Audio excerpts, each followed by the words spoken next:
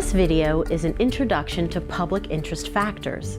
For detailed information on this topic, please visit the Corps website.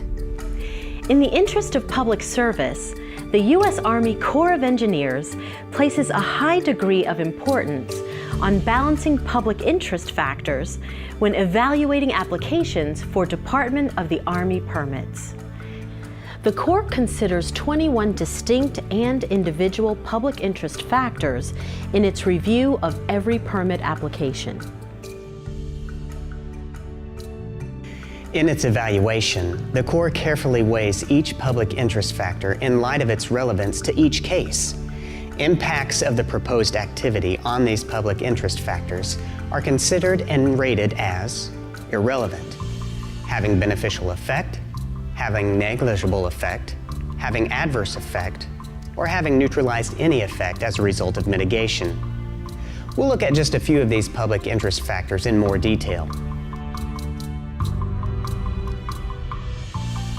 When a permit application is received by the Corps, it is generally assumed that the appropriate economic evaluations have been completed, the proposal is economically viable, and the project is needed in the marketplace. Many projects provide economic benefits that are important to the local community and contribute to needed improvements in the local economic base, such as employment, tax revenues, community cohesion, community services, and property value.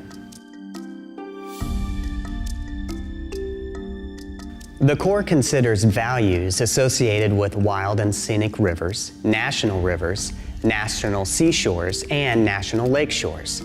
Projects may not violate the provisions of the Wild and Scenic Rivers Act.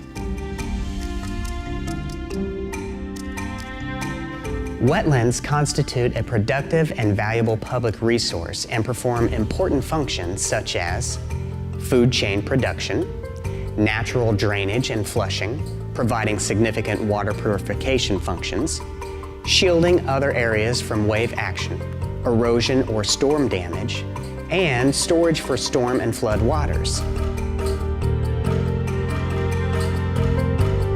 When evaluating applications for Department of the Army permits, the Corps also consults with the U.S. Fish and Wildlife Service, the National Oceanic and Atmospheric Administration's Fisheries Service, and appropriate state fish and wildlife agencies. In accordance with the Fish and Wildlife Coordination Act, the objective of these consultations is to conserve wildlife resources by preventing direct or indirect loss or damage resulting from a proposed project. Proposed projects may not violate the provisions of the Endangered Species Act, the Marine Protection, Research and Sanctuaries Act, the Marine Mammal Protection Act, or the Magnuson-Stevens Fishery Conservation and Management Act. Safe and accessible navigation in waters of the United States is a primary concern of federal government and receives great weight in the public interest balancing process. Proposed activities may not interfere with navigation.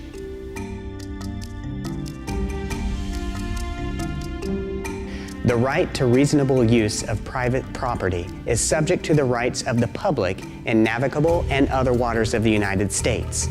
Applications to build structures to protect private property from erosion usually receive favorable consideration.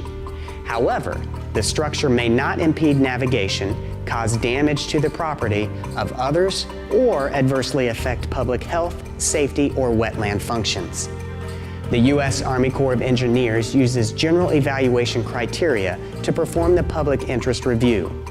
The Corps considers benefits that may reasonably accrue from the proposal, and they must be balanced against reasonably foreseeable detrimental impacts.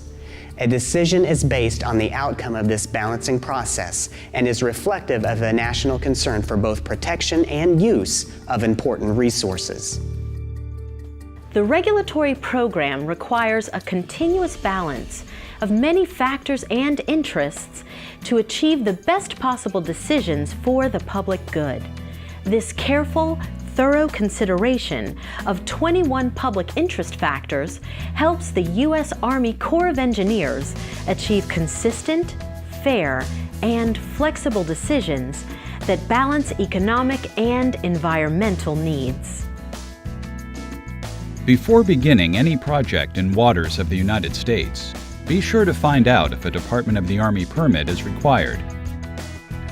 While this video attempts to give a general overview of the regulatory process, viewers should refer to the actual laws, regulations, and guidance for complete and current information.